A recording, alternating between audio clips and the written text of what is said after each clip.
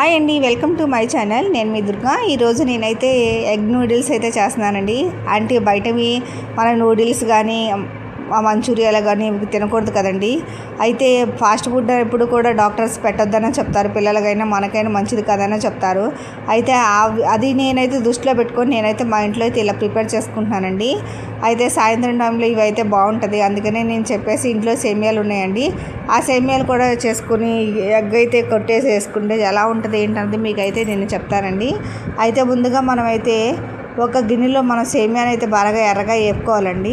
ఒక పొయ్యి మీద నీళ్లు పెట్టుకొని దాంట్లో కొంచెం ఆయిల్ కూడా వేసుకోవాలండి. వేసుకొని ఈ సేమియాని బబుల్స్ వస్తున్నప్పుడు ఈ సేమియాని కూడా మనం వేసేసుకోవాలి. వేసుకొని అవి కూడా బాగా ఉడకాలండి. మరీ ఎర్రగా బాగా ఉడకకూడదు, అలా అని చెప్పేసి మరీ పచ్చిగా ఉండకూడదండి. ఇవి మనం చెక్ చేసుకోవాలండి. ఇవి చేత్తోని అటు ఇటుగా ముందు 100%కి ముందుకి 60-70% ఉడికితే చాలండి. కొంచెం ఆయిల్ వేసుకొని అవి మళ్ళీ మామూలుగా మనం చెక్ చేసుకుని తర్వాత ఆయిల్ అయితే మనం వెంటనే వంచేసుకోవాలండి. ఎందుకంటే మనకు మరీ ముద్దలా అయిపోతుంది, అందుకని చెప్పేసి నేనైతే 70% ఉడికించుకున్నానండి. అది మనం వంచేసుకొని మనం పళ్ళెల్లో పెట్టుకుని ఆరబెట్టేసుకోవాలండి. ఆరబెట్టుకుని తర్వాత ముందు మనం పాన్ పెట్టుకుని ఆ పాన్లో నేనైతే ఆ సేమియాకి నేను డజన్ గుడ్లు అయితే తీసుకుంటున్నానండి. గుడ్డు అంటే పిల్లలకు కూడా మంచిదే, కాకపోతే గుడ్డు కూడా ఇష్టంగా తింటారు కాబట్టి నేనైతే ఎగ్స్ అయితే ఎక్కువే వేస్తున్నాను. ఈ గుడ్లు కూడా నేను డజన్ గుడ్లు అయితే వేసుకుంటున్నానండి. ఇప్పుడు అది వేసుకుంటూ కలుపుకోవాలండి, ఎందుకంటే మనకు పెద్దగా ముక్కలు పెద్దగా ఉంటాయి కదా, అందుకని మనం ఎగ్ వేసుకుంటూ కలుపుకుంటూ ఉన్నామనుకోండి చక్కగా చిన్నగా సేమియాలాగా అయిపోతాయండి. అందుకనే చెప్పేసి నేనైతే ఈ గుడ్లు అయితే పగలగొట్టుకుని ఇలా కలుపుకుంటూ ఉన్నాను. ఈ ప్రాసెస్లో మీరు చేసుకోండి, పిల్లలు కూడా ఇష్టంగా కూడా తింటారు. అయితే నేను డజన్ గుడ్లు వేస్తున్నాను కదండి, ఇలా కలుపుకుంటూ ఇలా చేసుకుంటున్నాను. ఈ గుడ్లు ఇప్పుడు మనకు చక్కగా సేమియాలాగా అయిపోవాలి కదండి, అందుకని మనకు పొరుట్లాగా ఉండాలి. ఎప్పుడైనా మనం మనకు సేమియాకి గుడ్డు రెండు కనిపించేటట్టుగా మనం చేసుకోవాలి. అప్పుడే పిల్లలు ఇష్టంగా కూడా తింటారు, మనకు కూడా బాగుంటుందండి. ఈ సాయంత్రం సమయంలో కానీ నైట్ టైంలో కానీ ఇది మనం టిఫిన్ కింద యూజ్ చేసుకోవచ్చు అండి. అయితే ఎప్పుడు కూడా నేను పిల్లల ఇంట్లో ఉన్నప్పుడు ఇది అయితే అడుగుతూ ఉంటారు. ఈ ప్రాసెస్లో మీరు చేసుకోండి. టేస్ట్ ఎలా ఉంది ఏంటన్నది నాకు కామెంట్ చేయండి. అయితే ఇదిగోండి మనకి గుడ్లు అయితే వేసేసాను.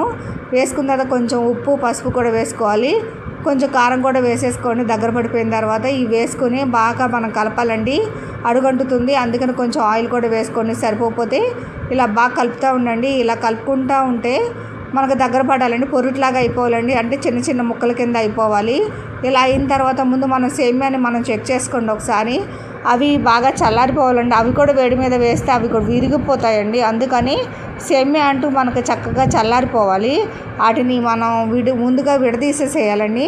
విడదీసేసుకుంటే అవి మనకి ముద్దలాగా అయిపోకుండా ఉంటుందండి. అందుకే మనం గరుడుతో కలుపుకుని దాన్ని చెక్ చేసుకోవాలి. ఇప్పుడు ముందుగా మనకు గుడ్డు అయితే కనుక మనకు పొరుట్లాగా అయిపోతుంది చూడండి, ఇంకా కొంచెం దగ్గర పడాలండి.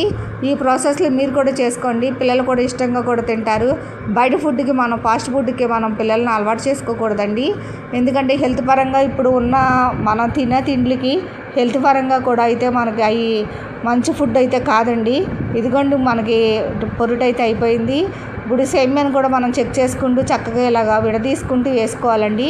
ఇలా విడదీసుకొని వేసుకుంటే మనకైతే అంటుకోదండి, మనకు ముద్దలాగా అయిపోదు, చక్కగా ఇలా బాగుంటుంది, పొడిపొళ్ళాడుతూ నూడిల్స్ టైప్లోనే ఉంటుందండి. ఇదిగోండి మనకైతే సేమియా అయితే వేసేసాను.